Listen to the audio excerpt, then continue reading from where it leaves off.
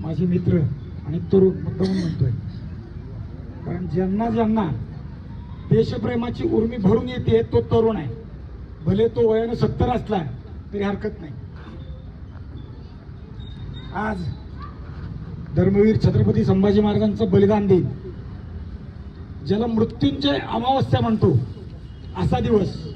काही तिथे अशा असतात की तिथीच्या रूपानं ओळखल्या जातात. म्हणजे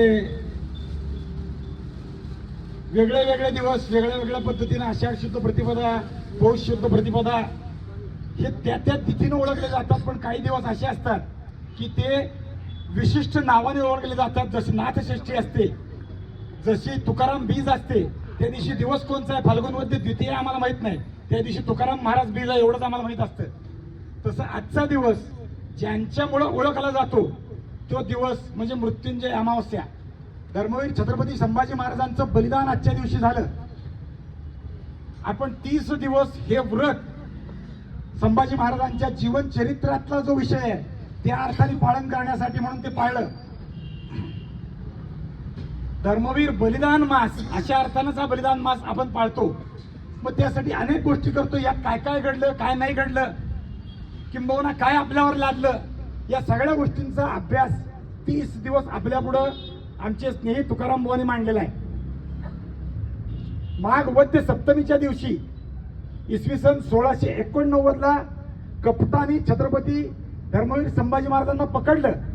नुसतं पकडलं नाही, पण पकडल्या दिवसापासून त्यांच्या यातनांना, त्यांच्यावर होणाऱ्या अत्याचाराला प्रारंभ झाला. म्हणजे ज्या दिवशी पकडलं मुकर्रब खानानं, त्या दिवशी त्याच्या मुलाने संभाजी महाराजांना तळघरात पकडलं आणि त्यांचे केस ओढत त्यांना मुकर्रब खानापुढे आणून उभं केलं. आणि तिथपासून ते फाल्गुन वद्य अमावस्या किंवा मृत्युंजय अमावस्या आपण ज्याला म्हणतो, त्या दिवसापर्यंत सुमारे 40 दिवस संभाजी महाराजांवर अनन्वित अत्याचार झाले. काय काय अत्याचार झाले मला सांगता येणं कठीण आहे, तुम्हाला श्रवण करणं कठीण आहे. तरी काही गोष्टी कळल्या पाहिजे. कशासाठी झाले हेही कळलं पाहिजे. किंबहुना ते तुकाराम बुवांनी बहुतेक वेळा सांगितलेलं आहे. संभाजी महाराजांना पकडलं आणि औरंगजेबाला बातमी दिली. यावेळी औरंगजेब होता अकलूजच्या किल्ल्यात आणि अकलूज वरून तो बहादूरपूर किंवा ज्याला दुसरंही नाव आहे पेडगाव, तिथं तो गेला आणि संभाजी महाराजांना तिथं आणलं. पण अख्ख्या रस्त्यात संभाजी महाराजांना तख्ते कुला केला आणि संभाजी महाराजांची धिंड काढल्यासारखी केली. अनेक ऐतिहासिक ग्रंथात उल्लेख असे आहेत की संभाजी महाराज आणि बरोबर असणारे कवी कलश यांना इतकं करकचून बांधण्यात आलं की त्यांचे हात, पाय, मान, शरीर जखडून गेलं. केवळ डोळ्याने दिसत होतं आणि हलणारा अवयव म्हणजे जीभ याशिवाय काही हलत नव्हतं. अशा अवस्थेत त्यांना म्हणजे उंटावरून बसवून नेलं आणि जे काही नेलं ते संभाजीराजांना पकडलंय. या वार्तेनं मुघल साम्राज्यातले लोक किंबहुना गावागावात संभाजीराजांना पाहण्यासाठी लोकांची गर्दी पडली. संभाजी महाराजांची दहशत इतकी होती की बुऱ्हाणपुरापर्यंत काय दहशत होती किंबहुना आपण ती वाचली असेल, अवलोकली असेल किंवा चित्रपटातूनही पाहिली असेल. त्या भीतीपोई लोक दारादारात, रस्त्यावर, घरात, घराच्या गच्च्यावर उभारून संभाजी महाराजांना पाहत होते. आणि ही दिंड संगमेश्वरापासून ते पेडगाव पर्यंत, पेडगावपासून पुन्हा तुळापुरापर्यंत चालली. आणि मग औरंगजेबाच्या पुढे जेव्हा त्यांना उभं करण्यात आलं तेव्हा औरंगजेबाला अत्यानंद झाला आणि तो तख्त सोडून खाली आला. त्याने भगवंताचे आभार मानले. तुकाराम बुवांनी त्याविषयी सगळ्या सविस्तरांना सांगले असेल, पण कविभूषण त्यावेळेस बोलले, कवीजी बोला, तव तप तेज निहार के तकत तेजो औरंग असा छंद त्यांनी त्यावेळेस रचला की हे भगवान शंभू राजा, तुमच्या तपाचं तेज पाहून साक्षात दिल्लीपती औरंगजेब तुम्हाला खडी ताजीम देण्यासाठी तत्त त्याजून खाली उतरलाय आणि तुम्हाला नमस्कार करतोय, असं ते कवन आहे. त्यात खोलात जाणार नाही. पण मग हे कवन लोकांना स्फूर्ती देतंय म्हणून औरंगजेबाने कविभूषणाची जीभ छेडली, संभाजीराजांची जीभ उखडून टाकली मुळापासून, नंतर डोळे काढले, नंतर हातापायाची नखं काढली, अंगाची सालटी ज्याला आपण त्वचा म्हणतो ती चिमट्यानं खेचून काढली, नखं चिमट्यानं ओढली आणि सरते शेवटी तुळापूरच्या भूमीत वडू गावात संभाजी महाराजांचा क्रूर हत्या करण्यात आली. ती सुद्धा सरळपणानं नाही, सरळ मस्तक छेदलं असं नाही, त्यांना पालतं झोपवलं, हातापायाची बोटं एक एक पेर तोडत तोडत गुडघ्यापर्यंत तोडलं आणि सरते शेवटी मुंडकं कापलं. हे मुंडकं पुन्हा भाल्यावर लावलं, शरीरात भुस्सा भरला आणि ही छावणीमध्ये संभाजीराजांच्या मस्तकाचा ते विजय म्हणून, ज्याला भाल्यावर टोचलेलं मस्तक, ते सुमारे 12-15 दिवस औरंगजेबाने छावणीत फिरवलं. दिवसही अमावस्येचा निवडला का, तर सकल हिंदूंचं वर्ष उद्याच्या दिवशी पाडव्याला सुरू होतं. ते त्यांचं वर्ष, इथून पुढचं आयुष्य आणि वर्ष काळं जावं म्हणून मुद्दामून अमावस्येचा दिवस औरंगजेबाने निवडला, पाडव्याच्या प्रारंभीचा दिवस निवडला. पण वेगळ्या अर्थाने जेव्हा विचार करतो की नुसतं एवढं होऊन, संभाजी महाराजांची छकल होऊन, संभाजी महाराजांचं प्राणार्पण होऊन हिंदवी स्वराज्याच्या संपवण्यासाठी आलेला औरंगजेब विजयी झाला का? निश्चितपणाने असं म्हणावं लागेल की तो विजयी झाला नाही. सुमारे 7 लाखाहून अधिक फौज, 7 कोटीहून अधिक खजिना आणि 25 वर्षाहून अधिक काळ मुघल बादशाह महाराष्ट्रात राहिला. सुमारे 2 पिढ्या, 25 वर्ष म्हणजे पहिली पिढी आणि दुसरी पिढी असं म्हणतो मी, 2 पिढ्या महाराष्ट्रात त्यांना खर्चाव्या लागल्या, पण महाराष्ट्र संपवता आला नाही. मुघल सल्तनत महाराष्ट्र संपवण्याच्या नादात, छत्रपती शिवाजी महाराजांनी निर्माण केलेलं हिंदवी स्वराज्य संपवण्याच्या नादात संपूर्ण मुघल सल्तनत संपुष्टात आली. 2-3 मी नुसतं मुघल सल्तनत संपूर्ण संपुष्टात आलीचा अर्थ एका अर्थाने नाही करत. औरंगजेबाला इथून जिवंतपणे माघारी जाता आलं नाही. मराठ्यांनी असा पराक्रम केला की त्याला आपला मृत्यू याच महाराष्ट्राच्या भूमीत पत्करावा लागला. इथं मुघल सल्तनतीचं समर्पण किंवा संपुष्टात येणं नाही आहे. औरंगजेबाने इथं आल्यावर जो खजिना वापरला तो सगळा 7 कोटीपेक्षा जास्त रकमेचा खजिना इथं संपुष्टात आला. म्हणून त्याने दिल्लीवरून वारंवार खजिना मागून घेतला आणि पैसे इथं महाराष्ट्रात खर्चले. किती खजिना? मुघल सल्तनतीमध्ये अशी पद्धत होती की राजा मेला की त्याच्या हयातीत मिळवलेलं महसुलाचं धन एका खोलीत भरायचं आणि ते कुलूप लावून बंद करायचं, आपत्कालात ते काढायचं. आणि या पद्धतीनं औरंगजेबाच्या आधीचे बाबरापर्यंतच्या सर्व राज्याच्या खोल्या भरलेल्या होत्या. या सगळ्या खोल्या औरंगजेबाला महाराष्ट्रातल्या मराठ्यांना पराभूत करण्यासाठी, छत्रपती शिवाजी महाराजांनी उभं केलेलं सिंहासन संपवण्यासाठी खर्चाव्या लागल्या. औरंगजेबाला त्याच्या बापाचा सगळ्याची नावं सांगत बसत नाही, शेवटी बाबराचाही खजिना इथं आणून संपवावा लागला. म्हणजे मुघल सल्तनत आर्थिक दृष्ट्या दुर्बळ झाली. 2 पिढ्या महाराष्ट्रात इथंच मेल्या, काही पोरं इथंच जन्मले आणि इथंच मेले. 25 वर्ष म्हणजे सामान्य गोष्ट नाही. म्हणजे महाराष्ट्राचा पराभव करण्यासाठी औरंगजेबाला फार मोठी किंमत द्यावी लागली. किंबहुना ती किंमत त्याच्या आयुष्याची नाही, तर ज्या मुघल सल्तनतीच्या भरोशाच्या किंवा ज्याला आपण रुबाब म्हणू ते जतन करण्यासाठी तो झटत होता. मुस्लिम शासकाची सत्ता हिंदुस्थानवर राहावी यासाठी तो झटत होता. ते मुस्लिम सत्ता या महाराष्ट्राने महाराष्ट्राच्या भूमीत काढून टाकली. हे महाराष्ट्राचं कौतुक आहे. या महाराष्ट्राच्या भूमीचा विचार करीत असताना आम्ही सप्त चिरंजीव पुराणात ऐकले, माहीत आहेत, पण महाराष्ट्राने 2 चिरंजीव या हिंदुस्थानला दिले, 2 महामंत्र या हिंदुस्थानला दिले. त्यातला एक महामंत्र या पंढरपुरातला आहे की जो भक्तिमंत्र म्हणून ओळखला जातो, ज्यामुळे हिंदुस्थानला भक्तीची शक्ती प्राप्त होते. ती म्हणजे ज्ञानोबा तुकाराम हा तो मंत्र आहे. आजही वारकरी जेव्हा नाचायला सुरुवात करतात, गायला सुरुवात करतात, तेव्हा हा महामंत्र घेऊन करतात. किंबहुना महाराष्ट्राच्या प्रत्येक बालकावर ज्ञानोबा तुकारामाचा संस्कार आहे. तसा दुसरा संस्कार महाराष्ट्रावर जर कोणाचा असेल तर तो म्हणजे शिवशंभू हा दुसरा शक्तिमंत्र. छत्रपती शिवाजी महाराज की जय आणि छत्रपती धर्मवीर संभाजी महाराज की जय हा दुसरा शक्तिमंत्र या भारतभूमीला महाराष्ट्राने दिलेला आहे. त्या मंत्राच्या प्रेरणेतून अनेक महायुद्ध या हिंदुस्थानला महाराष्ट्राच्या तरुणांनी जिंकून दिलेली आहेत. मी त्यामुळे म्हणालो की शक्तिमंत्र आणि भक्तिमंत्र हे 2 मंत्र महाराष्ट्राचे महत्वाचे आहेत. तसंच या महाराष्ट्राच्या भूमीला 2 पुत्र प्राप्त झाले, त्यांनी या देशाला दिले. त्यातला एक पुत्र आहे धर्मवीर छत्रपती संभाजी महाराज आणि दुसरा पुत्र आहे स्वातंत्र्यवीर सावरकर. हे दोन्ही पुत्र चिरंजीव किंवा मृत्युंजय म्हणून ओळखले जातात. कारण 50 वर्षाची काळे पाण्याची शिक्षा 50 वर्ष नाही 2 जन्मठेपेची स्वातंत्र्यवीर सावरकरांना दिली. 2 जन्मठेप म्हणजे 2 जीवनाची अशा अर्थ नाही. आणि सावरकरांनी तेव्हा म्हटले होते की 50 वर्ष तुमची सल्तनत तरी या देशात राहील काय. आणि सुदैवानं किंवा सावरकरांनी केलेल्या भविष्यवाणीप्रमाणे ब्रिटिशांना आपलं चंबुगव्हाण आवरून इंग्लंडला परतावं लागलं.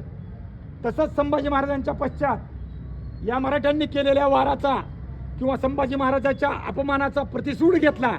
त्यामुळे मुघल सल्तनत रासाला गेली. त्यामुळे हे 2 चिरंजीव महाराष्ट्रात लक्षात ठेवले पाहिजेत. त्यामुळं स्वातंत्र्यवीर सावरकरांनी केलेली एक कविता आहे, अनादि मी अवध्य मी अनंत मी अवध्य मी मला मारले रिपू जगती असा कवण जन्मला. लोक म्हणतात की हे सावरकरांचं मृत्यूपत्र आहे किंवा सावरकरांनी अंदमानच्या तुरुंगात असताना केलेलं मृत्यूवरच्या विषयानं आहे. मला असं वाटतं की हे नुसतं अंदमानच्या विषयानं नाही तर हे जे केलेलं काव्य आहे ते सावरकरांच्या दृष्टीपुढे असणाऱ्या छत्रपती संभाजी महाराजांच्या बलिदानाच्या विषयाचं आहे. कारण या देशाची परंपरा वासांशी जीर्णानी यथाविहाय अशी आहे. शरीर त्यागून दुसऱ्या शरीरात प्रवेश करणं हे जसं कपडे बदलल्यासारखं आहे तसं आहे ते मृत्यूवर विजय प्राप्त करणं आहे. ते संभाजी महाराजांनी केलं, ते स्वातंत्र्यवीर सावरकरांनी केलं. ते कवन थोडक्यात मी सांगतो. अट्टहास करीत जई धर्मधारणी मृत्यूशीच घाट घालू मी घुसेरणी. संभाजी महाराज प्रत्येक ओळीत आपल्या दृष्टीला येतील. अग्निजाळी मजसीना खडग छेदतो भिवून मला भ्याड मृत्यू पळत सुटतो. पहिल्या दिवशीपासून मृत्यूचं भय औरंगजेब दाखवतोय पण 40 दिवस संभाजी महाराजांच्या जवळ मृत्यू येऊ शकला नाही. खडगाची भीती अग्नीची भीती संभाजी महाराजांना काही करू शकली नाही. खुळा रिपू औरंगजेब खुळा आहे. खुळा रिपू तया स्वये मृत्यूच्याच भीतीने भिवू मजसी ये. लोट हिंस्त्र सिंहांच्या पंजरी मला सहस्त्र सिंहांच्या तडक्यात टाकलं तर काय होईल. ते सिंह नम्रदारा समसाठी तर तो फुलांमुला माझे पाय चाटी देतील. कल्लोळी ज्वाळांच्या फेकीशी जरी हटुनी भवती रचिल शीत सुप्रभावली. आण तुझ्या तोफांना क्रूर सैन्य ते यंत्र तंत्र शस्त्र अस्त्र आग ओकते. हलाहला भगवान शंकराचं स्मरण इथे होतं. हलाहल त्यांनी पिलं पण ते हलाहल पिलं ते पचवून टाकलं. ती ताकद भगवान शंकराची आहे. तेच भगवान शंकर संभाजी आहे. कारण त्यांनीही हे मुघल सल्तनतीचं हलाहल शहाजहानचं 14वं अपत्य असणारा औरंगजेब ते हलाहल संभाजीराजांनी पिऊन टाकलं. हला त्रिनेत्र तो मी तुम्हासी तैसाची किळून जिरवितो. आणि म्हणून स्वातंत्र्यवीर सावरकरांनी केलेलं काव्य महत्वाचं वाटतं. लोक आम्हाला म्हणतात की अरे तुम्ही 2 आहेत 4 आहेत. बापू साळुंके इथं आहेत, सौरभ थिटे पाटील आहेत, प्रज्वल आहे. ज्यावेळी पहिल्यांदा इथं मृत्युंजय दिनाचा कार्यक्रम सुरू झाला तेव्हा हाताच्या बोटावर मोजणे इतकीच लोक आम्ही इथं उपस्थित होतो. आज हे लोक इथं निदान चौक भरतील एवढे तरी आहेत. तरी लोक असं म्हणतात की अरे तुम्ही 4, 40, 54 इथं आलात म्हणून काय राष्ट्र उद्धार होणार आहे काय. पण मला त्यांना निश्चित खात्रीने सांगावं लागतं किंवा सांगावं वाटतं की छत्रपती शिवाजी महाराजांनी स्वराज्याची शपथ घेतली तेव्हा त्यांच्याबरोबर हाताच्या बोटावर मोजणे इतकेच लोक होते. शिवाजी महाराजांनी स्वराज्य निर्मिती केली तेव्हा फार लोक नव्हते. विरोध करणारे एकदेशीय किंवा या भूमीतले रक्ताचे गोत्राचे शेजारचे भावकीचे पाहुण्यातले अनेक लोक होते. पण शिवाजी महाराजांनी निर्माण केलेलं स्वराज्य संपवू शकले नाही, थांबवू शकले नाहीत. उलट ते वृद्धिंगत होत गेलं, वाढत गेलं. संभाजी महाराजांच्या विषयानं औरंगजेबाने जो विचार केला, त्याच्या गुप्तहेराने दिलेल्या बातम्यांनी जो विचार केला, शिवाजी महाराजांनी निर्माण केलेलं स्वराज्य लोक संभाजीराजाकडे उद्याचा या हिंदू राष्ट्राचा साम्राज्याचा अधिपती म्हणून पाहतायत. आणि म्हणून यांना जिवंत सोडता कामा नये हे दृष्टीपुढे ठेवून औरंगजेबाने त्यांची निर्गुणपणाने हत्या केली. कारण आसाममधून बंड झालं, राजस्थानातून बंड झालं, पंजाबमधून बंड झालं, मध्य भारतातून बंड झालं. सगळ्यांनी मुघल सल्तनत उघडून टाकण्याचा प्रयत्न केला आणि सगळ्यांचं आशास्थान होतं संभाजी महाराज. किंबहुना अजून पुढे जाऊन म्हणेन की हा माझा बाप कपटी आहे, क्रूर आहे, हा नालायक आहे, म्हणून प्रत्यक्ष या औरंगजेबाचा पुत्र संभाजीराजांच्या आश्रयाला आलेला आहे. आणि मग अशा विजया पुत्रानं ही मुघल सल्तनत संपवली. आम्ही तिचेच वारस आहोत. आम्ही ऐऱ्या गैऱ्या नत्तू खैऱ्याचे जन्मदाते पुणे असे विचित्र लोक नाही. आम्हाला त्यांनी जन्म दिला आहे. आम्ही संभाजी महाराजांचे वारस आहोत. त्यामुळं आता येऊ घातलेलं राष्ट्रावरचं संकट किंवा राष्ट्रावर येत असलेले अनेक आक्रमणं, मग ते लव जिहाद असेल, डॉक्टर जिहाद असेल, लँड जिहाद असेल, थुंक जिहाद असेल किंवा अनेक कोणते जिहाद असतील, हे परतून टाकण्याची क्षमता आमच्या हृदयात आहे. हे परतून नुसतं परतून नाही, याचा सूड घेण्याची क्षमता आमच्यात आहे. मी तुम्हाला एक सूडाची उदाहरण सांगतो. आम्हाला आमच्या इतिहासात काही गोष्टी शिकवत नाहीत. एक उदाहरण सांगतो आणि तीच इच्छा आमच्या मनात असली पाहिजे. दत्ताजी शिंद्यांना बुराडी घाटात किंवा दिल्लीत विचारलं, क्यों पटेल लढोगे क्या? त्यांनी सांगितलं बचेंगे तो और भी लढेंगे. इथपर्यंत ठीक आहे, पण पाटलांची दत्ताजी शिंद्यांची हत्या केली आणि पानिपतमध्ये यवन शासकांना विजय प्राप्त झाला. पण दत्ताजीचा सूड आम्ही विसरलो नाहीत. आम्ही इराणवर स्वारी केली, अफगाणिस्तानावर स्वारी केली आणि जिथून ही स्वारी आली त्या पठाणांना, त्या लोकांना आम्ही त्यांच्या कबरीतून उकडून बाहेर काढलं. ते तेव्हा मेले होते. कबरीतून उकडून बाहेर काढलं. घोड्याच्या शेपटीला त्यांची प्रेतं बांधली आणि गावभर फरफटत त्यांची अंत्ययात्रा काढली.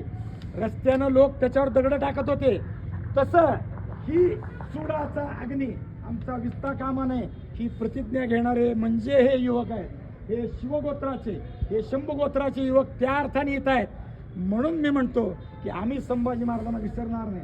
आम्ही कदाचित आज थोडे असू, पण स्वातंत्र्यवीर सावरकरांनी भविष्यवाणी केली आहे, ऐक भविष्याला भव्य भीषण आला, कोटी कोटी हिंदू जाती चालली रणाला. आम्ही आज असणारे 100, 200, 400 युवक जेव्हा आमची मोहीम दिसते तेव्हा लाखाने असतो.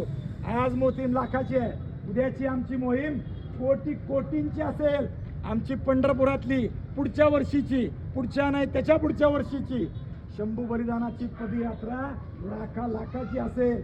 आणि ती आमच्या अंतरंगात ही भावना जिवंत ठेवेल की आमच्या राजाचा यांनी निर्मम प्राणाने, क्रूरपणाने हत्या केलेली आहे, त्याचा प्रतिशोध आम्हाला घ्यायचा आहे. ही जेव्हा आमची जागृती राहील तीच खरी संभाजी महाराजांना आदरांजली राहील. नाही तर मग झंझावाता पोटी येऊन पान हालेना हाताने, कलंक असना पुसून टाकणे. शिवराष्ट्राच्या शिवराजांच्या वारसांनी असं म्हणता येण्यासारखं आहे. आम्ही संभाजी महाराजांचे वारस आहोत, आम्ही शिवाजी महाराजांचे वारस आहोत. ती मनीषा आम्ही मनात ठेवतोय आणि ही पदयात्रा, हा मृत्युंजय दिन आम्ही त्या अर्थाने संपन्न करतोय, ते आमच्या अंतःकरणात ठेवतोय. म्हणून ही आदरांजली व्हायला आपण इथे एकत्र आलेलो आहोत. आता ती आदरांजली आपण सामूहिकरित्या आपले जे नियमबद्ध पद्धतीने चालणारे आहे, ध्येय मंत्र आहे, प्रेरणा मंत्र आहे, त्याप्रमाणे करायचं आहे. आणि नंतर प्रत्येकाच्या हातात पुष्प दिले जातील. सगळ्यांनी आपल्या जागेवरून संभाजीराजांच्या चरणी ते पुष्पार्चन करायचं आहे आणि हीच प्रतिज्ञा मनात घ्यायची आहे आणि आपल्या घरी जायचं.